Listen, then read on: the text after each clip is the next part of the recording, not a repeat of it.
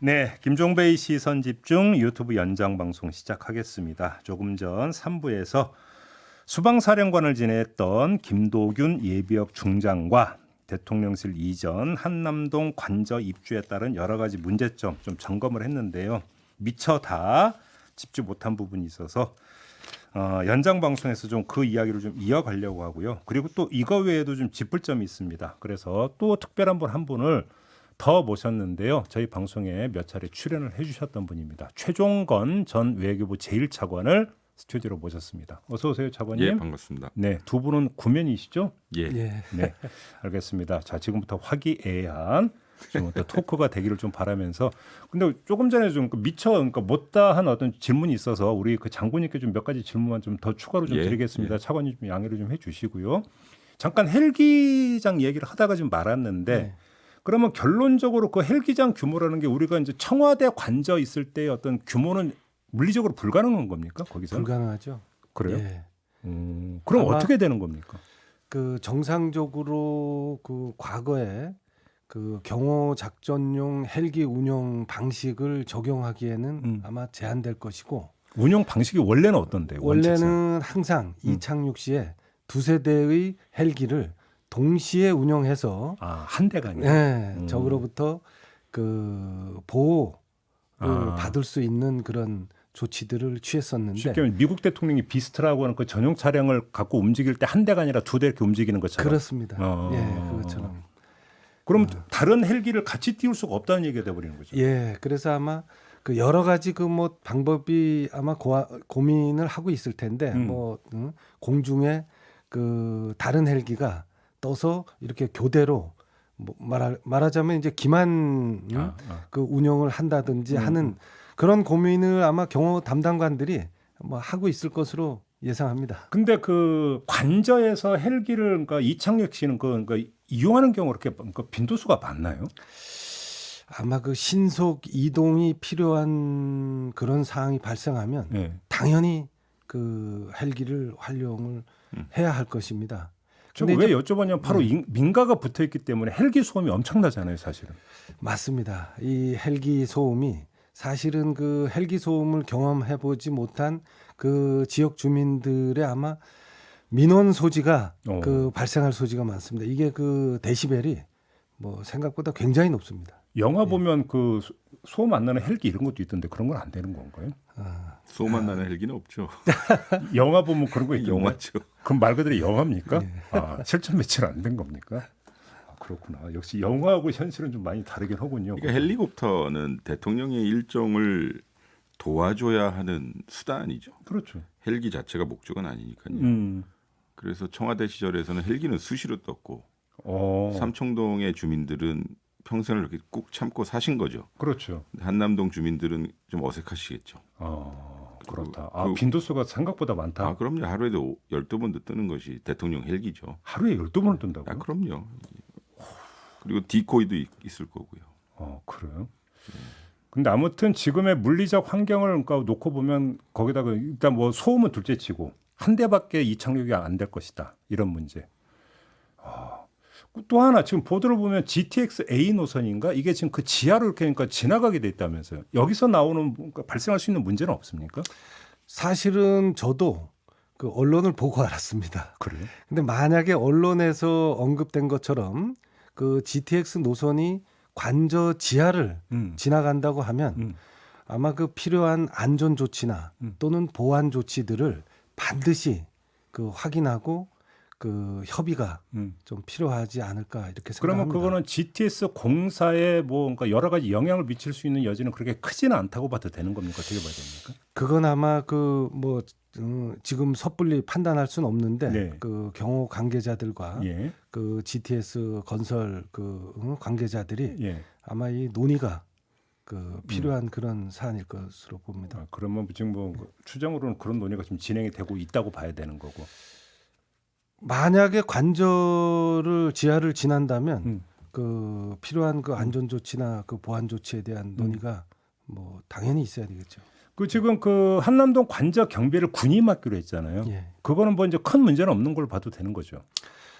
기본적으로 그 과거 그 청와대 지역에 대한 그 내각 경계와 외곽 경계를 경찰과 그 군이 나눴잖아요. 분담해서 했던 것처럼 예. 아마 그런 경계 방식을 적용을 할 수밖에 없을 것이고 특히 또 한남동 지역도 한남동 관저 지역도 중요한 이제 경계 핵심 지역이 되었기 때문에 예. 아마 그 내각 경비와 외곽 경비를 군과 경찰이 좀 나눌 거다. 적절히 그 임무를 분담해서 예. 아마 저 임무를 수행하지 않을까 이렇게 생각합니다. 그러니까 문제는 바로 뒤에 남산이 있잖아요. 예, 예. 그러니까 시민들이 남산을 이용하는 데 있어서 궁극적으로 무슨 제한이 가해지는데 이런 것들은 뭐 그 염려를 안 해도 되는 겁니까? 기본적으로 아까도 이제 언급한 것처럼 그 한남동 관저가 육안으로 직접 관측되는 그런 지점들에서 사진 촬영을 한다거나 그 정도 기타 유해 행위가 발생할 수 있는 그런 행동들은 아마 그 하기 어렵죠. 그 정도 수준에서만 예, 예. 제한이 있을 것이다. 근데 그게 문제죠. 이를테면 남산 우리 올라가면 산악 지역이기 때문에 예. 그래서 용산 지역이나 아니면 구도심권이라고 사대문 쪽에 우리 관광객들이 사진 찍고 그러거든요. 그러니까. 근데 그걸 제한하게 한다면 예.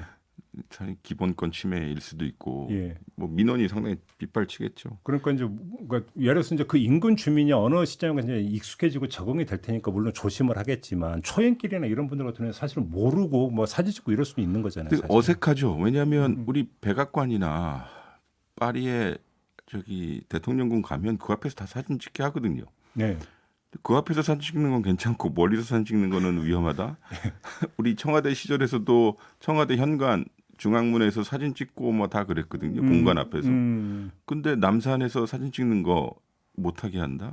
기존에 우리가 알고 있던 관례와 규범 그다음에 상식인지 뭐 순리대로 나오나. 차관님 말씀대로 그 정도까지 뭐 제한할 필요가 있느냐라는 문제 제기신 것 같은데 어떻게 생각하세요, 장군님은? 아마 그 지역을 그 군사시설 보호구역으로 우선 지정했기 때문에 네. 그 군사시설 보호구역 지정의 근거를 바탕으로 아마 이 저 유관 관측이 되는 그런 지점에 대한 그 경계 보강 조치를 할 텐데 그건 한번 좀 지켜보고 이렇게 판단을 해도 될 것 같습니다. 근데 저는 저 문해안이다 보니까 그러니까 아주 긴급한 비상 상황이 발생을 했는데 그 발생한 시점이 대통령의 관저에 머물고 있을 때일 수 있잖아요. 그럴 수 그러면 얼마나 신속하게 그러니까 그 대통령실까지 이동을 하느냐의 문제가 사실은 가장 기본이 돼야 되는 문제 아니겠습니까? 이건 별로 걱정 안 해도 되는 겁니까? 그 지역이 워낙 그 교통량이 또 많은 지역이라 어떤 경우에는 그렇게 뭐 물리적 거리는 멀지 않은 것 같지만 그 교통량을 고려한다면 네. 아마 여러 가지 그 방안을 예. 그 경호 담당관들이 그 수립해 놓고 예. 뭐 우발 계획도 같이 항상 염두에 두고 대통령의 그 신속 이동 방안에 대한 그런 고민을 아마 꾸준히 해야 될 겁니다. 그렇죠. 예. 알겠습니다. 그 엊그제 나온 뉴스가 하나 있는데 그 관저 말고 대통령실 거기에 AI 기반의 안면 인식 기술을 도입한다는 뉴스 보셨죠? 예. 이건 어떻게 평가를 하세요? 정확하게 지금 사실관계를 저도 확인을 못해서 모르겠는데 그 언론 말미에 보면 국방부에서는 뭐 그런 사실이 없다라고 이렇게 또 언급한 그래요? 내용이 있는 것 같은데. 근데 윤석열 대통령이 이제 그 대선 과정에서 AI 기반의 어떤 새로운 경호 책이 이런 것들을 이제 강조를 했고 그 연장선에서 아마 그 보도가 나왔던 것 같은데 그럼 아직 그거는 좀 확정된 거라고 보기 힘든 건가요? 어떻게 되는 건가요? 좀 확인을 해봐야 될 사안 같습니다. 일단 저도 잘 국방부에서는 모르겠습니다. AI 기능은 없다. 일단 아니, 이렇게 예. 부인을 했고 고화질 CCTV 요 얘기라고 하니까 요걸 좀 이제 참조를 해야 될 것 같고요. 알겠습니다. 관련 좀 질문이 좀 그러니까 여러 가지가 있어서 좀 여쭤봤고 우리 차관님께도 하나 여쭤볼 게 있는데 관련해서 네. 그 이 외교부 장관 공간인 게 생각보다 시설이 낡았다. 이런 지금 멘트가 대통령실에서 나왔는데 그거는 팩트죠. 팩트요? 아니 예. 차관으로서 가보셨죠 외교부 장관 많이 공간. 가봤죠. 예. 근데 많이 낡았어요? 예, 이게 6, 70년대 제 정확하게 기억은 65년도입니까? 75년도입니까? 그때 공사를 한 건데요. 그 건물 용도는 남에게 보여주는 건물이에요. 사람들 초대해서 연회 베풀고. 예, 그렇죠. 그리고 창문은 상당히 크고. 예. 그렇기 때문에 그 당시 경제 상황을 반영했기 때문에 예. 좀 급하게진 쉽게 얘기해서 날리무르진 듯한 시간이 지나면서 설마 날림까지? 아니요 그 거기에 거주하셨던 장관들의 증언을 보면 비가 새고 우풍이 심하고 우풍이 심하다. 심지어 쥐도 다니고요. 아니, 그러니까 연애하는 곳, 연회하는 곳 그리고 거주하는 곳이 좀 분리는 되어 있습니다만 예. 제가 이렇게 지켜본 결과 상당히 그 낡았어요. 그리고 이 경호를 염두에 둔 건물이 아니어서 골재부터 뭐 창문 등등 다 싸그리 바꿔야 될 텐데 예, 뭐 우리 얘기하는 것처럼 아쉽죠. 근데 언론 보도를 보면 지난 5년 동안 그 개보수를 132번인가 했다라는 보도가 예. 있는데. 뭐 사실 우리 입장에서는 외교부 입장에서는 개보수 당연히 한 건데요. 예. 조금 위치가 바뀜에 따라 즉 여야가 바뀜에 따라 예. 이게 아유 저기 의원들 왜 저러지라는 생각이 들 정도로요. 저희가 집권 세력이었었을 때 그리고 제가 차관이었을 때 1차관은 예산 담당입니다. 예. 그리고 결산을 받아야 되는데 국회로부터 강경화 장관과 정의용 장관 두 분이 거주하면서 이런저런 것을 수리했는데 호화 뭐 리모델링 해서 지금 당시 야당이었던 그때 그런 게 있었나요? 많이 소위 이 국회에서 혼났죠. 왜 이렇게 고치냐 하고. 호화 리모델링 그때 했으면 이번에 굳이 공사 그렇게 많이 필요한 거 아니에요? 호화 리모델링은 없었고요. 그래서 근데 이제 입장이 바뀌니 그 건물을 통으로 지금 사실 뭐 몇백억이 든다는 거 아닙니까? 뭐 그러면 청와대에서 근무했었던 우리 김동균 장군이나 저의 입장에서 보면 관저시설이나 그런 것에 있었다면 단돈 1원도 들어가지 않을 비용을 예. 지금 물론 청와대에 있었다면. 예. 그리고 경제는 그렇다 치더라도 우리의 관심사인 외교안보 상황이 이렇게 엄중하고 힘든데 왜 대통령이 움직여야 되느냐라는 입장에서 보면 너무 번잡한 일들이 많다라는 생각이 들어요. 뭐 어차피 그거 근데 뭐 이미 끝난 얘기 아닙니까? 그러니까요. 사실. 그러면 정말 안보를 생각하고 한반도 주변 상황을 생각하고 집중해야 할 대통령이 왔다 갔다 거리는데 왜 이렇게 시간을 들이고 예. 그것을 서포트해야 되는 경찰 인력이나 또 군 인력들은 예. 이게 뭔 난리일까요? 그러니까 뭐 집중해야 할 시기, 특히 정권 초기는 집중해야 할 시기인데 이 관찰자 입장에서 보면 상당히 번잡한 일들이 많아지는 거죠. 그러니까 지금 집중해야 될 게 그 문제가 아닌데라는 뜻이죠. 예. 근데 외교부 차관을 지내셨으니까 외교부 장관 공간은 꼭 필요한 겁니까? 외교부 장관의 공간은 우리 수준의 국가들이 다 보유하고 있는 건 아닌데요.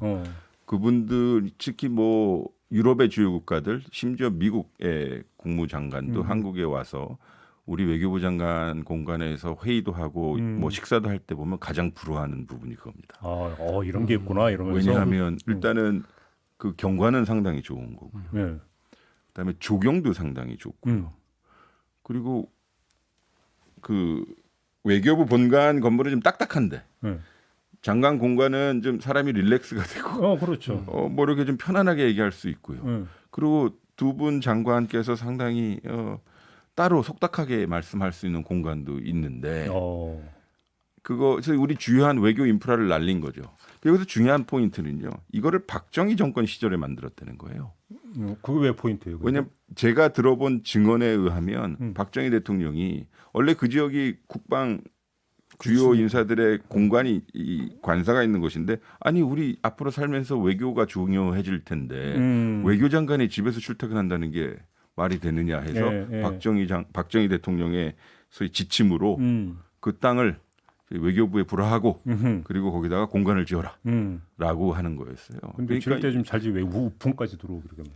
뭐 그거야 그럴 수밖에 없겠죠. 시간이 뭐 오랜 시간이 지났으니까. 네. 중요한 건 제가 이 말씀을 왜 드리냐면 이게 소위 보수 진영의 대통령이 대한민국 외교의 중요성을 알고 사실 우리 가진 외교 인프라는 게 뭐 있겠습니까?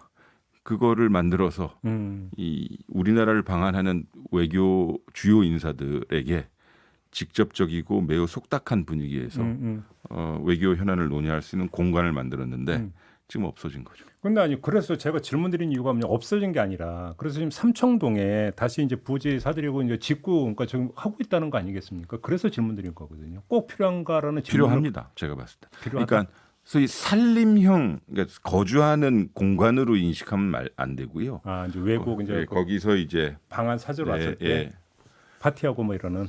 예, 뭐 거기서 안 그러면 호텔 가서 해야 되는데 우리 김동희 장께서 그 방송에도 말씀하셨듯이 뭐 도청 위험이 있는 곳에 그 호텔 같은 곳에 가면 그런 문제가 뭐 있겠다. 속닥거리고 얘기할 수 있겠어요. 그런 문제가 있겠구나. 외교라는 게 이제는 돈 문제, 자기 네. 안보 문제, 뭐 이런 걸 얘기하는 것인데 누가 듣고 있을 거라고 생각하면 좀 이렇게 얘기할 수 있겠어요. 근데 문제는 지금 지금 짓고 있는 건 외교부 장관이 머물 숙소 개념의 건물이고 연회장은 또 따로 지어야 된다면서요.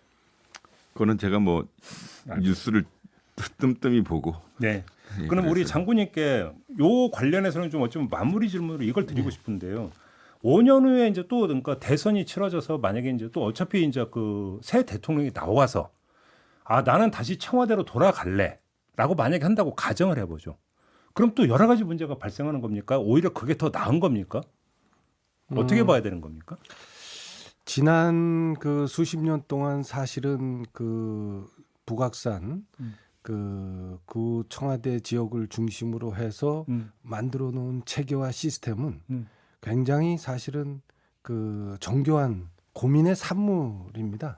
예.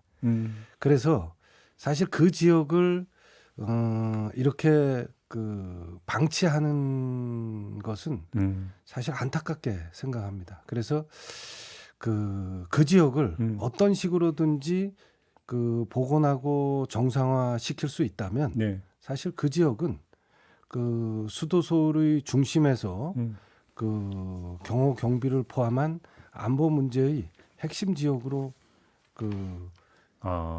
자리 그 역할을 할 수 있는 그러면 그런 지역이라고 생각합니다. 지금 그 네. 관광 명소화하는 그 방향에 좀 문제가 있다고 평가하시는 겁니까? 아마 그 향후에 네. 다시 그 복귀하는 그런 상황이 되면 자연스럽게 지금 관광 명소와 연계해서 아마 좀 더 개방적이고 좀 더 그 자유로운 공간으로 아마 충분히 만들 수 있을 겁니다. 아, 그러니까 네. 백악관처럼. 네. 그러니까, 사실 그 뭐 행사를 조촐하게 해서 그렇지 지난 4월에 그 북악산 지역을 전면 개방하는 그런 조치가 이루어져서 맞아요. 예. 예, 그 청와대 그 본관을 중심으로 한 내부 지역 그 개방을 제외하고 나머지 지역은 사실은 지난 1년 이상 준비해서 그 북악산 지역을 전체적으로 개방하는 조치를 그 한 겁니다. 아, 그렇기 1년 전부터 준비해 왔다. 그럼요. 예, 그렇기 때문에 그 아마 다음번에 이렇게 관광과 연계시켜서 한다면 정말 그 자유로운 좀 더 소통이 가능한 그런 공간이 될 거라고 지금 생각합니다. 장군님 말씀을 종합으로 하면 지금 이제 그 개방을 했고 일단 뭐 이제 관광 명소로 만들고 있지만 만약에 그 청와대로 다시 돌아가고자 한다면 얼마든지 그 병행이 가능할 수 있는 문제다 이런 말씀이신 예, 거죠? 그렇습니다. 알겠습니다. 그 정도로 정리를 하고요. 지금부터 좀 다른 주제로 좀 이야기를 좀 그 나눠봤으면 좋겠는데 저번에 저희가 이제 화요일에 장군님 모시고 이제 그 집중적으로 여쭤봤던 게 이제 9.19 군사합의 이 문제 이제 위반 행위는 있었고 근데 이게 파기로까지 가야 되는 거냐 말아야 되느냐 바로 이걸 집중적으로 좀 질문을 드렸고 근데 지금 윤석열 정부는 파기 선언을 안 하고 있고 한 보도에 따르면 파기 선언을 우리가 먼저 안 할 거다 이런 방침을 세웠다는 보도가 있었거든요. 자, 일단 어떻게 평가하십니까 두 분은 그거는? 지난번에도 말씀드렸듯이 9.19 군사 합의는 양 정상이 그 합의한 그 사항에 대한 부속 합의서입니다. 예. 예, 그래서 북한 군부도 함부로 9.19 군사 합의를 그 파기할 수 있는 문제는 저는 아니라고 생각합니다. 다만 북한은 아마 그 향후에 9.19 군사합의 파기의 책임 예. 또 향후에 발생하는 어떤 그 책임 문제를 위해서라도 우리 측이 파기하는 그런 유인책을 예. 지금 쓰고 있지 않은가 하는 생각이 듭니다. 그래서 아 유인책을 쓰고 예, 있다. 그래서 지금 정부가 9.19 군사합의 파기 가능성에서 조금 더 선회해서 이렇게 9.19 군사합의를 다시 한번 냉정하게 이렇게 지켜보는 이 과정을 거치고 있는 것으로 알고 있는데 우선 이 단계는 예. 신중하게 거쳐야 되고 또 9.19 군사합의는 어떤 식으로든지 하여튼 앞으로도 지속적으로 유지되고 또 유효한 그런 안전뿐의 역할을 할 수 있도록 해야 된다 이렇게 생각합니다. 차관님은 어떻게 생각하세요? 뭐 대부분 동의하고요. 그 중요한 것은 상황 관리하는 거죠. 지금 강대강으로 치닫고 있고 그 치닫는 과정 중에 9.19 군사 합의가 예. 일종의 희생물인 양 예. 위반 혹은 폐기된다면 이게 이런 거거든요. 상대방이 안전벨트 안 매고 폭주한다고 해서 나도 안전벨트 풀어버릴 거야라는 느낌의 행동이고요. 그리고 중요한 것은 이런 것 같아요. 이 9.19 군사합의를 기술적으로 위반했냐 안 위반했냐를 떠나서 9.19 군사합의의 정신이라고 하는 것은 상호간의 적대적 행위를 좀 하지 말자라는 거거든요. 우리도 북의 행위를 지금 상당히 적대적으로 보고 있지만 네. 북의 관점에서 보면 상당히 요새 위험한 발언이긴 한데 북의 관점에서 본다 그러면 예. 북의 관점에서 본다면 우리가 하고 있는 여러 가지 훈련들도 매우 적대적 행위로 보고 있는 거죠. 우리가 북을 향해서 도발이라는 표현을 쓰는 것처럼 북도 그런 표현을 그렇죠. 쓰는, 그렇다 이거 다 문헌에 나와 있는 거고요. 그러다 상호작용하다 보니 일종의 이게 에스컬레이션 이게 상당히 상황이 안 좋아지는 네. 거죠. 네. 여기서 중요한 것은 이 대한민국 정부가 이 한반도 평화와 뭐 여러 가지 안보 상황의 주도자라고 한다면 반응하기보다는 뭔가 좀 주도적으로 상황 관리하는 모습이 보여야 돼요. 다만 정치권에서 이야기하는 것과는 달리 지금 정부가 딱 하나 잘하고 있는 것은 좀 먼저 안 깨고 나가고 있다는 거. 파기 선언을 먼저 안 하고 있다. 이거는 먼저 눈 깜빡 가버리는 사람이 지는 게임이 돼버린 거예요. 그러니까 서로 지금 세게 째려보고 있는 상황인데 네. 눈을 먼저 끔뻑해버리면 이게 지는 상황이거든요. 눈물밖에 안 나는데 계속 중요한 거는 있습니다. 9.19 군사합의가 지난 문재인 정부 기간이라고 하고요. 4년간 동안 대한민국을 지키고 있는 우리 병사 혹은 장병들 한 명도 죽지 않았다는 겁니다. 아 그랬나요? 예. 예. 그 전에 이명박 박근혜 그 두 정부 동안은 아시다시피 천안함 건도 있었고 연평도 건도 있었고 목함지뢰도 있었고 수십 차례 접경 지역에서 예, 교전 혹은 사고도 있었는데 지금 언론 보도를 보면 뭐 북한이 늘 어기고 있었잖냐라고 하면 그거는 팩트하고는 사실 어긋나는 거고요. 우발적으로 그쪽에서 우리 지피를 향해서 쏜 적도 있었고 우리도 쐈던 거고요. 당시에 우리 김도균 사령관께서도 그것을 잘 알고 있는 위치에서 봤던 사람들이고요. 창린도 건도 뭐 어쨌든 우리가 나중에 파악한 것이지만 그들이 포격을 했다고 한 거고요. 그러면 우리는 우리대로 문제를 제기했던 거고 그 이후에 그러한 행위들이 반복되지 않았다는 것이 중요한 거죠. 이게 반복이 되면 상당히 상습법처럼 어기는 거고요. 예. 지금 이쪽 장전이 동쪽 서쪽에서 포를 쏘고 있는 이 행위는 엄밀히 따지면 우리가 하고 있는 행위들에 대한 반응이라고 봅니다. 저는 이 반응을 절대 정당하다고 보지는 않지만 우리도 항상 그들의 행위가 적대적이라고 보는 관점에서 본다면 그들도 우리의 행위가 매우 적대적이라는 걸로 볼 수 있고 우리에게 위협을 가한다. 북한 관점에서. 그리고 9.19 군사합의는 한반도의 재래식 군사질서 혹은 안정을 지키는 일종의 안전벨트와 같은 것인데 그거를 상대방이 폭주한다고 해서 내 안전벨트를 내가 풀어버리면 그거는 좀 문제라는 거죠. 그럼 약간 좀 무식한 질문 좀 하나 드려볼게요, 장관님. 그 북한이 9.19 합의가 파기되는 걸 지금 내심 원하고 있을 거라고 생각하십니까? 아니라고 생각하십니까? 아마 판단을 하고 있을 것 같습니다. 그래요? 네. 왜냐하면 이 9.19 군사 합의를 적어도 그 양 정상이 합의한 문서인 만큼 본인들도 지금 많이 부담스럽습니다. 그리고 좀 더 어쩌면 우리 대한민국 국민들에게 안보 불안감을 고조시키려고 하면 9.19 군사합의가 파기될 경우에 좀 더 접경 지역 일대에서 과거에 했던 것처럼 도발적 행위를 통해서 위협적 상황을 만들고 또 우리 내부의 국민적 불안감을 고조시키는 아마 이런 것들을 고려한다면 나름대로의 그 시나리오는 그 선상에서 좀 봐줘야 되지 않을까 북한 싶습니다. 당국은 그렇습니다. 북한 네. 당국도 북한 당국 체제 이른바 내부 결속용으로 예. 그러니까 아마 그런 생각을 할 수 있다. 어떻게 보십니까?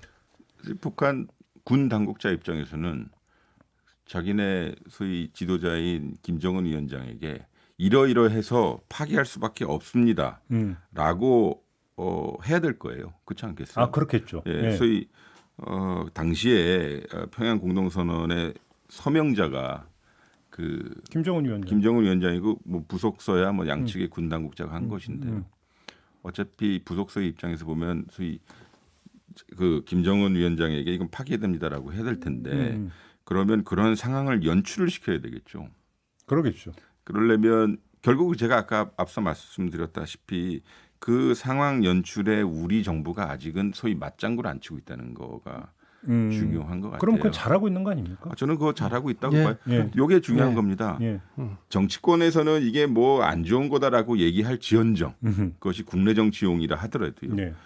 이것을 운용해보고 거기에 대해서 느껴본 군 당국자들은 이거 우리한테 매우 플러스가 된다는 거잖아요. 그래서 이걸 먼저 깨기 시작하면 우리 스스로의 안전벨트를 푸는 거이니 그렇죠. 지금 북이 아무리 뻥뻥 쏜다 하더라도 우리는 그 수준에 맞게 통신선을 이용해서 경고하고 이 계속 지켜야 된다는 메시지를 내고 있으니 그건 상당히 좋은 거라고 봐요. 그러니까요. 상황 관리는 그러니까 그 어느 정도 하고 있다고도 볼 수 있는 거 아니에요? 예, 물론 이제 이게 군사적 긴장이 고조되는 쪽에서 네. 좀 완화되는 쪽으로 가야 되는데 그렇죠. 지금 이런저런 훈련을 마치 과시용으로 서로 해대고 있는 상황이니 그건 조금 불안하죠. 그러니까 이 9.19 군사 합의는 어떤 측면에서는 대한민국의 이 군령 체계에 대한 자신감의 결과물입니다. 즉 무슨 말이냐면 그 북한 군부도 알고 있습니다. 이 접경 지역 일대에서 재래식 전력의 열세를 분명히 그 인식하고 있음을 자기들이 밀린다. 그럼요.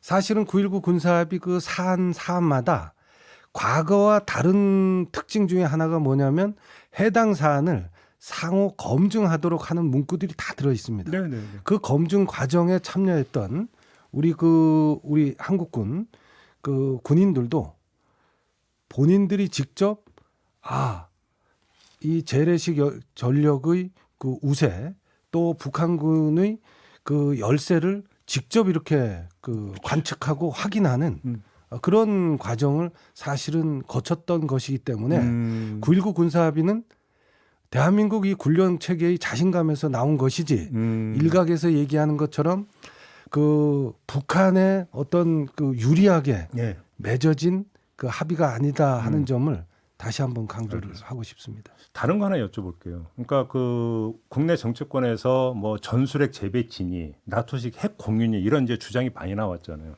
그때 이제 저희들은 초점을 그 미국이 그걸 받아들이겠냐. 여기 이제 주로 미국이 어떻게 반응할까에 초점을 맞춰서 봤는데 저는 궁금한 게 하나 있는데요. 정치권에서 그런 주장을 내놓으면 북한은 이걸 어떻게 보고 있었을까가 저는 사실 궁금한 부분이 있거든요. 두 분은 어떻게 추정을 하십니까? 북한은 가만히 보고 있겠죠. 정말 가능하냐 안 하냐. 두 번째는 또 소위 쉽게 말하면 이제 공갈포다 혹시 이렇게 보는 겁니까? 북한식 표현으로 치면 후라이 친다고 그럴 겁니다.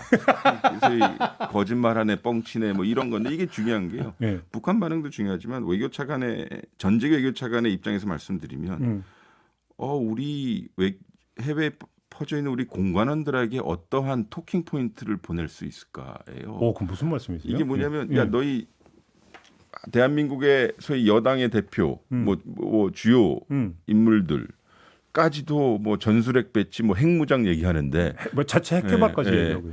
그게 무슨 뜻이야라고 물어볼 겁니다. 그러면 이렇게 물어봤으니 어떻게 답변할까라고 본부에 청원하거든요. 네. 그러면 어떻게 아니 그냥 정치적으로 이야기하는 거야? 아니면 뭐 모르겠어라고 얘기하기도 어려운 거고요. 그러면 막말로 정치적인 입장에서 얘기하는 거야. 사실 그럴 가능성 없어라고 얘기한다면 우리 국내 주요한 책임자들의 핵무장 발언들은 매우 대한민국의 신용도를 떨어뜨리는 발언이거든요. 야, 이 그림이 그렇게 그려져. 예, 이게 그리고 두 번째는 뭐냐면 아니 워싱턴에 있는 사람들도 그러면 이게 대한민국이 왜 이렇게 갑자기 몇 달 만에 변했지? 그렇죠. 비핵화를 하겠다고 워싱턴에 들락날락 거리면서 여러 가지 협의를 했던 정부가 그리고 외교관 똑같은 사람들이 주요 행위자들이 갑자기 핵무장 뭐 전술핵 확장 핵 억제 뭐 이런 식으로 갑자기 확 돌변해 버리니 그러면 대한민국 정부는 앞으로 위기 관리 어떻게 할 거야? 라고 얘기할 거고요. 마지막으로 이게 6년 7년 전에서 나왔던 담론들하고 똑같이 지금 마치 붙이기 하듯이요. 네. 똑같이 복붙하기 해서 이건 정말 대한민국의 여러 신용도에는 안 좋은 발언이죠. 야, 그 해외에 나가 있는 외교관들이 어떻게 답변할지 고민스러울 거다는 새로운 지금 네, 저는 그렇게 생각해요. 예. 그러니까 경험해본 사람의 입장에서 보면 대한민국의 비핵화가 왜 중요해라고 계속 우리는 해외 공간에 이렇게 말을 말씀 자료를 써서 보낼 거 아닙니까? 네, 우리 네. 대사분들이 말씀하실 수 있게. 그럼 지금은 어떻게 할까 이런 호기심 반, 우려 반이 드는 거죠. 보통 이렇게 이제 오갑니까? 전무에 막 뭐 그렇죠. 어떻게 그러니까 대답할까 네, 이렇게 막 이런 분위기가 물어보기도 들어왔는데. 진짜 그럽니까? 아 그럼요. 왜냐하면 항상 우리 대한민국 우리 간단한 나라 아니잖아요. 그렇죠. 네, 그 주재국 정부가 뭐야 이렇게 물어볼 수는 있죠 정말. 그럴 수 있네. 바뀌었어? 뭐 이런 거죠. IAEA 주요 이사국 우리가 IAEA의 이사국 이사회의 지금 의장입니다. 예.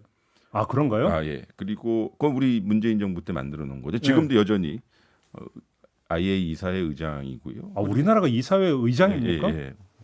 우리가 임기 중에 아무리 저희가 홍보를 해도 안 됐었던 상황. 저도 처음 듣는 거예요.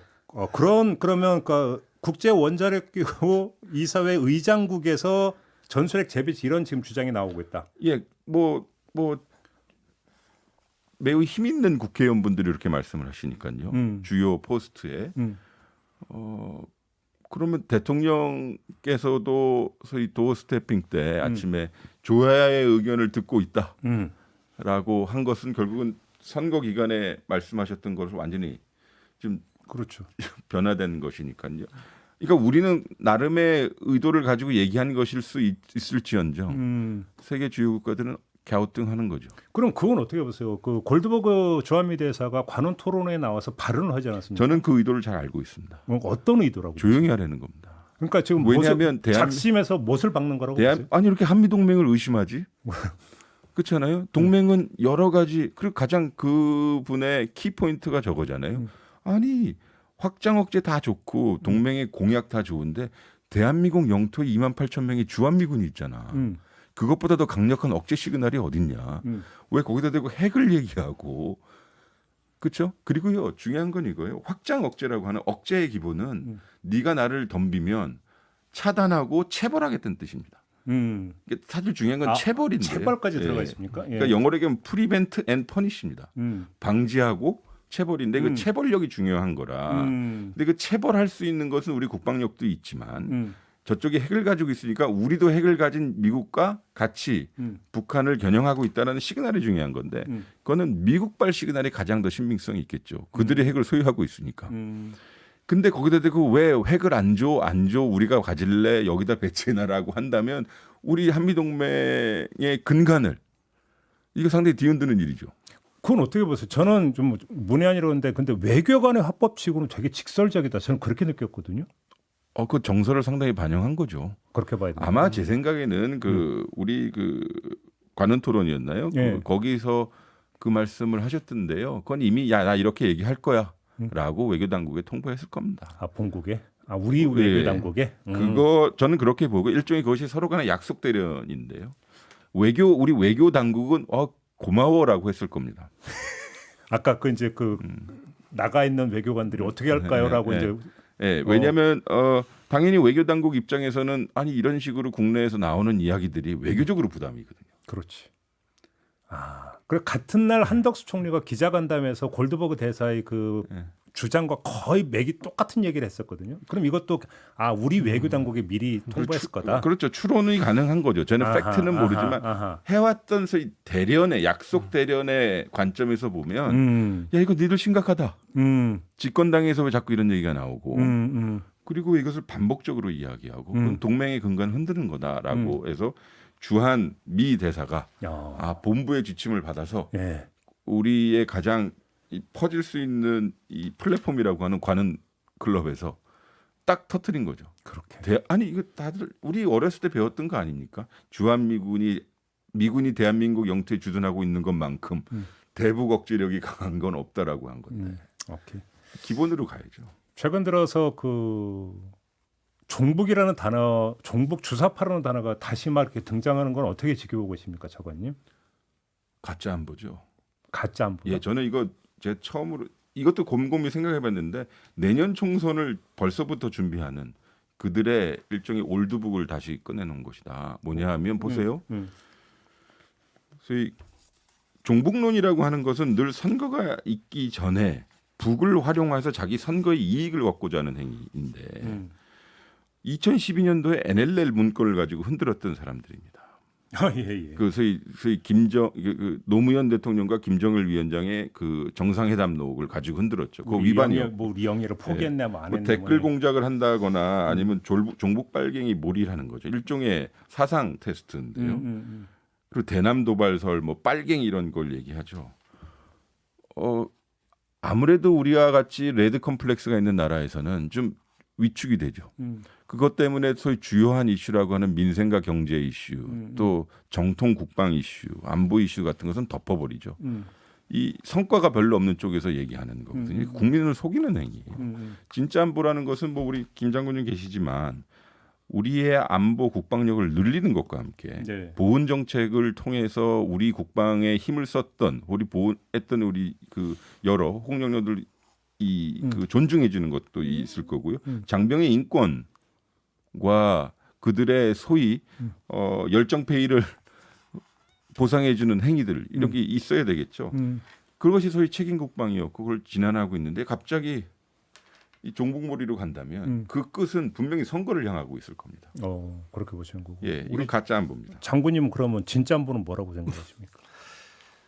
안보는 이 안전 보장의 준말이지 않습니까? 그렇죠. 예, 그 뭐 사전적 정의를 따져 보면 그 국가 내 외부 각종 위협으로부터 우리 국민 예. 그리고 영토 예. 주권을 보호하는 것이 이제 아마 사전적 정의일 텐데 이 정의를 차치하고 그 좀 쉽게 제 나름대로 이렇게 풀이하자면 그 6.25와 같은 이런 참혹한 전쟁이 이 한반도에서 발생하지 않도록 하는 것에서부터 출발을 해야 된다 이렇게 이제 생각을 합니다. 그건 거의 절대적 당위 명제 아니에요? 예. 그 명제에서 예. 사실은 출발을 해야 되고 이를 위해서는 사실은 우리가 이제 힘을 통한 평화라는 이제 슬로건을 얘기하는데 대한민국은 사실 어마어마한 나라가 돼 있습니다. 예. 뭐 아시겠지만은 전 세계 군사력 수준으로 따지면 전 세계 6위입니다. 6위라면서요. 예, 이 뭐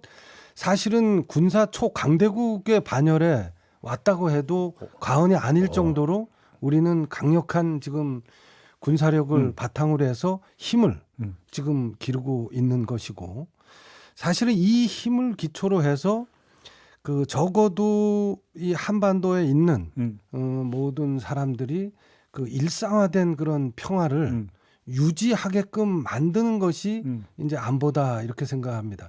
개인적인 얘기 조금만 하면 사실은 이제 저희 그 부모님도 그 흥남 철수 작전 할 때 미군 배를 타고 거제도를 거쳐서 지금은 이제 관광지가 됐지만 속초 아바이 마을에 정착했던 실향민 가족입니다. 그러니까 그러시구나. 누구보다도 이 6.25 전쟁의 이 참혹함이 되풀이되면 안 된다는 것 그리고 이 수복지구의 그 많은 그 실상을 몸으로 체험한 사람으로서 네. 사실은 이 전쟁이 이 땅에서 다시 발발하지 않도록 하고 또 이 땅에 있는 우리 국민들이 정말 그 평화를 일상화할 수 있는 상태로 만드는 것 이것은 말로만 되는 것은 아닙니다. 이것은 국방력을 기르고 억지력 수준을 높이고 하는 그런 절차와 함께 뭐 진행돼야 되는 그런 문제다 이렇게 생각합니다. 근데 제가 이 지점에서 그러니까 좀 약간 민감한 문제 하나를 좀 여쭤보겠는데요. 제안해서 여쭤보겠습니다. 지금 종북 이야기가 나오면서 어떤 거고 연동돼서 그 얘기가 나오냐면 이른바 사회공무원 피격 사건이나 탈북어민 북송 사건과 연동이 돼서 얘기되고 있는데 이건 지금 수사가 진행되고 있기 때문에 이 수사에 대한 평가를 두 분께 그러니까 부탁드리고 싶은 생각은 없어요. 그러니까 그건 아니라고 보고 다만 이런 어떤 움직임이 안보에 어떤 메시지를 어떤 영향을 줄 수 있는가를 한번 좀 진단을 해볼 수 있을 것 같은데 두 분 어떻게 생각하십니까? 이거 역시도 아까 제가 외교관의 입장을 네. 말씀드렸다시피 안보 부처의 공무원들의 입장에서 보면 앞으로 이런저런 상황이 발생되면 결정할 수 있겠어요? 그러니까 모든 게 그럼 이제 그 위에 지시만 기다리고 있어야 된다. 사법당국의 일종의 재단 위에 예. 올라갈 수도 있을 텐데 혹은 정치적 압박 내지는 정치적 소위 속된 계산 위에 그 재단 위에 다시 나의 결정이 나의 제안이 내가 썼던 문서들이 올라갈 텐데 이렇게 함부로 일을 할 수 있겠어요? 쉽게 하면 그러면 이른바 선조치 후 보고 이런 것들은 그러면 그 기대하기 어렵다 이렇게 봐야 되는 겁니까? 지금 하는 행위들은요 여전히 수사가 진행되고 있어서 자기 발등에 도끼 찍는 행위라고 생각합니다. 그렇게 보시는 거고 네. 장군님은 어떻게 생각하세요? 네. 사실은 저도 이제 중령 때부터 사실은 국방부에 어쩌면 그 현역 시절만 고려한다면 아마 국방부 정책실에서 가장 오래 근무한 그런 그 군인 중에 한 명이었는데 네. 아까 우리 저 최차관님 말씀하셨던 것처럼 그 국가 안보와 연계된 사안들은 사실은 국익을 중심으로 해서 그 판단을 할 수밖에 없는 요소들이 있습니다. 어떤 경우에는 사실은 이 보안이나 또는 공개하면 안 되는 그런 부분까지도 예. 항상 노정되어 있는 것입니다. 예. 특히 이제 이번 건을 말씀하시니까 그 많은 부분 대북 관련한 문제는 정보에서부터 출발을 합니다. 그렇죠.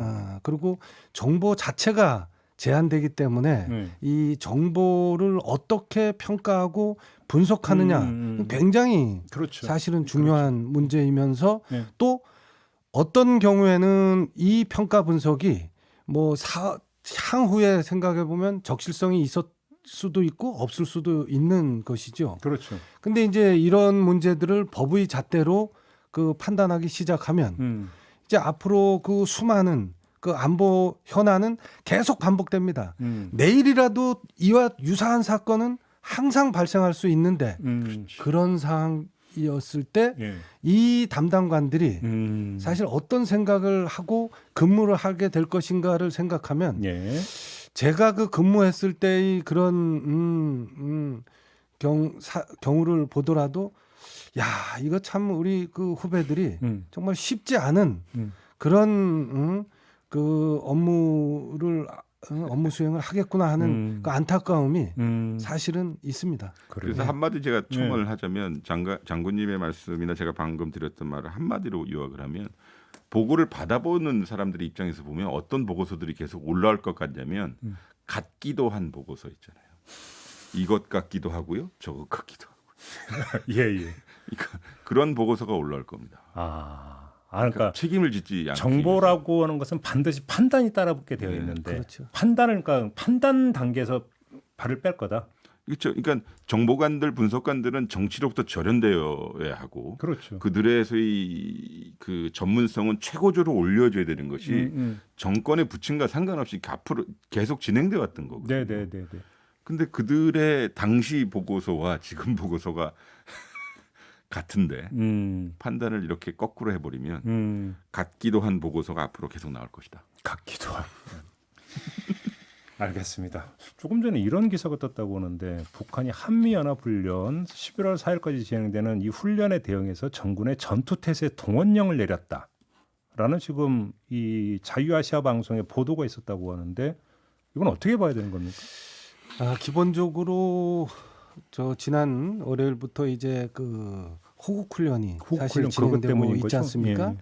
근데 이제 호국훈련은 엄밀하게 따지면 그 한국군 단독훈련입니다. 말하자면 그 합참이 주관이 돼서 그 육해 공군 전력이 참가해서 실시하는 한국군 단독훈련이기 때문에 그 전에 예를 들면 실시하게 되는 어떤 UFG나 기타 그 한미 연합 훈련보다는 북한의 그 반응이 그 민감도가 다소 떨어진 것은 사실이었습니다. 근데 이제 이번에 국방부가 그 미군 전력도 일부 참여해서 이제 훈련을 진행한다고 발표를 했고 또 미군의 그 MLRS 사격이 또 공개적으로 또 진행되고 하는 이런 사항들이 전체적으로 북한에게 그 호국 훈련이 가지는 고유한 그런 특성을 넘어서는 것으로 아마 평가를 했다고 보입니다. 예. 특히 이 북한의 그 과거 행태 중에 가장 민감하게 반응하는 것은 미국의 전략 자산이 이 한반도 전구에 전개되는 그런 사항에 대해서는 그렇죠. 본인들의 그 체제의 어떤 위협을 이라고 이렇게 판단을 해서 항상 아주 민감하게 반응을 하고 있는데 아마 이번 그 호국 훈련 기관과 연계해서 지금 한미 간에 뭐 다양한 연합 훈련들이 진행되고 있기 때문에 그 대응 일환으로 아마 이렇게 비상 대세를 걸고 또 체제를 단속하고 하는 것이 아닌가 이렇게 판단이 됩니다. 네. 미군이 일부 이제 그 참여한다라는 점이 가장 중요한 문제다 이런 얘기가 되는 거겠군요. 알겠습니다. 긴 시간 쭉 이야기 좀 나눠봤는데요. 뭐 평소 궁금했던 뭐 몇 가지 사안에 대해서 좀 여쭤봤는데 좀 궁금증이 풀린 부분들도 있고 앞으로도 궁금증 계속하니까 우리 장관님 좀 자주 좀 나와주세요 방송에. 고맙습니다. 우리 차관님 좀 자주 좀 나와주시고. 이제 시간 다 됐지만 개인적으로는 오늘 우리 김도균 사령관님하고 방송 같이 해서 좋은 것 같아요. 왜냐하면 제가 학교에서 휴직하고 청와대 맨 처음 들어갔을 때 했던 보직이 평화군비통제비서관이었고요. 예. 당시에 우리 청와대 그 안보실의 국방기획비서관이셨고요. 그러다 이제 남북관계 하면서 소위 대표 선수로 차출이 되셔서 그 국방부의 그 대북정책협력관으로 되셔서 여러 대북 북한 군인들하고 가장 대화를 많이 한 분이시죠. 예. 같이 여러 가지 일을 했었는데 이렇게 MBC 와서 알겠습니다. 방송하니까 너무 좋아서 아니 그냥 고정으로 만들까요? 속초에서 오셔야 되는데 그러니까 좀 속초에 계시기 때문에 우리가 속초 가서 해도 좋죠. 그거 괜찮네. 그거 좋아요. 저도 100% 찬성. 그거 괜찮네. 네, 네. 네, 아유 또 그러니까 갑자기 이제 뭐 먹을 거리 여러 가지 생각이 나가지고 괜찮은 것 같은데요, 그거. 좋습니다. 알겠습니다. 뭐 고정은 좀 물리적으로 힘들 것 같고 좀 자주 좀 나와주셔서 부탁을 알겠습니다. 드리면서 오늘 이야기는 좀 모두 마무리하도록 하겠습니다. 두 분 고맙습니다. 예, 네, 고맙습니다. 고맙습니다.